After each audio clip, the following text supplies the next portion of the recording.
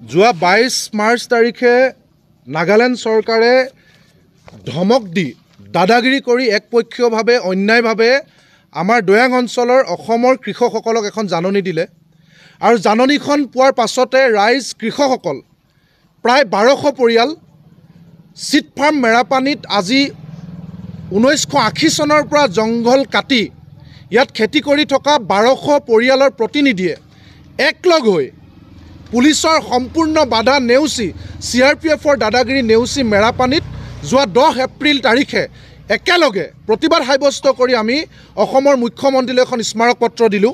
আপোনালোকে চাওক, এইখন আমি স্মাৰক পত্ৰ অসমৰ মুখ্যমন্ত্ৰী ডাঙৰীয়ালৈ দিছোঁ 10 এপ্ৰিল তাৰিখে কৃষকসকলে, আৰু ইয়াত সকলো বিষয় ইয়াত লিখা হৈছে।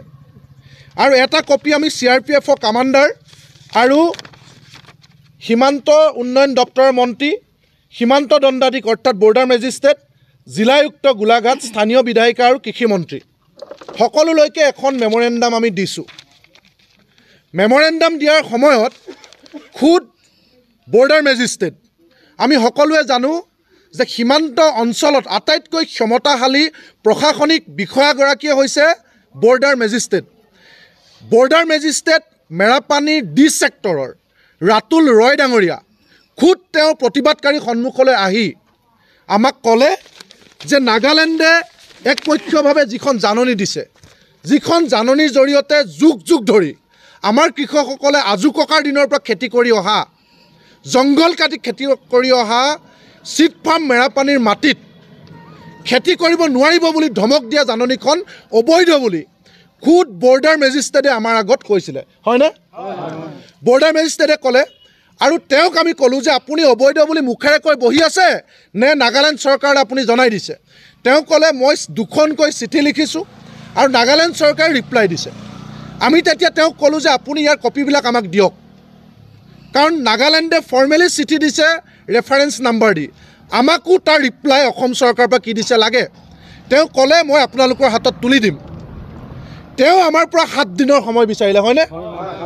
10 এপ্ৰিলৰ পৰা 18 তাৰিখলৈকে আমি সম্পূৰ্ণ 7টা দিন তেওঁক দিলোঁ, বৰ্ডাৰ মেজিষ্ট্ৰেটক দিলোঁ।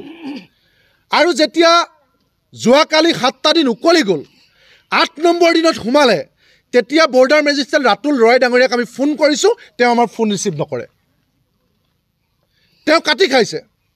তেওঁ কৈছে যে মই পঞ্চায়ত ইলেকশ্যনৰ দায়িত্বত আছোঁ। আমি বুজি পাওঁ তেওঁ পঞ্চায়ত ইলেকশ্যনৰ দায়িত্বত আছে, তেওঁ এগৰাকী দণ্ডাধীশ, আমি বুজি পাওঁ। কিন্তু তেওঁ 1 মিনিট সময় আমাৰ লগত কিয় কথা পাতিব নোৱাৰে? পঞ্চায়ত ইলেকশ্যনৰ দায়িত্ব তেওঁ অতিৰিক্ত দায়িত্ব, তেওঁৰ মূল কাম হৈছে তেওঁ বৰ্ডাৰ মেজিষ্ট্ৰেট।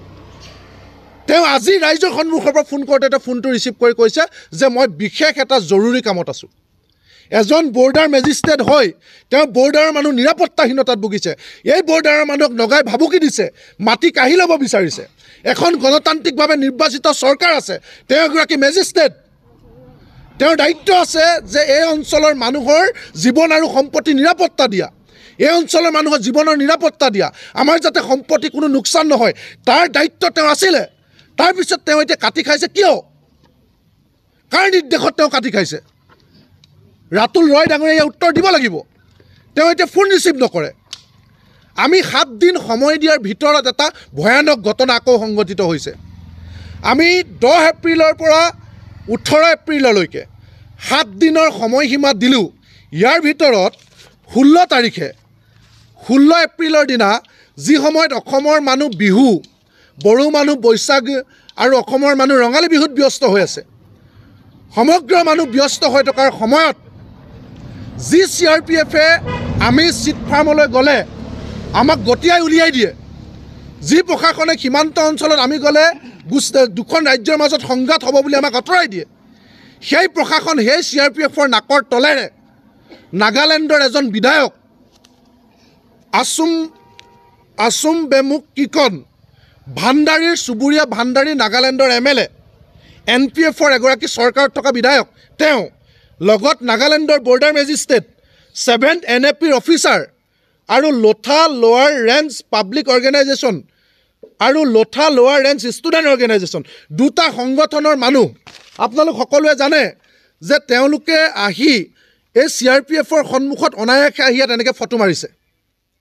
ফটো মাৰি ইয়াত মিটিং কৰিছে আমি প্ৰশাসনক এটা কথা স্পষ্টকৈ জনাই দিওঁ আমি ইচ্ছা কৰিলে তেওঁলোকক বাধা দিব পাৰিলোহেঁতেন হয় নে নহয় আমি এইকাৰণে বাধা দিয়া নাই যে আমি গণতান্ত্ৰিকভাৱে আমি শান্তি শৃংখলা বজাই ৰাখিব বিচাৰিছোঁ খুদ বৰ্ডাৰ মেজিষ্ট্ৰেটে আহি কৈ থৈ গৈছে মোক 7 দিন সময় দিয়া মই সকলো মীমাংসা কৰিম সেইকাৰণে 16 তাৰিখে আমি নাগালেণ্ডৰ দল আহাৰ বুলি গম পোৱাৰ পাছতো আমি মনে মনে আছোঁ কাৰণ আমি সংঘাত বিচৰা নাই তাৰপিছত ইয়াত মিটিং কৰি CRPF আগবঢ়াই নিয়াৰ পাছত মিটিং কৰি তেওঁলোকে এটা ফটোৱা জাৰি কৰিছে কি বুলি ফটোৱা জাৰি কৰিছে তেওঁলোকে কৈছে যে 10 এপ্ৰিলত যিবিলাক কৃষক যাৰ মাটি যাব যিবিলাক কৃষকে মেৰাপানীত প্ৰতিবাদ কৰিছিলে সেই প্ৰতিবাদকাৰীক তেওঁলোকে অনুপ্ৰৱেশকাৰী বুলি কৈছে নাগালেণ্ডৰ মানুহে আহি অসমৰ মাটিত থিয় হৈ অসমৰ কৃষকক বাংলাদেশীৰ লগত তুলনা কৰিছে অনুপ্ৰৱেশকাৰী বুলি কৈছে তেওঁলোকে আহি কৈছে যে চিট ফাৰ্ম মেৰাপানীৰ নামত থকা 1300 একৰ অৰ্থাৎ 2000 বিঘা মাটি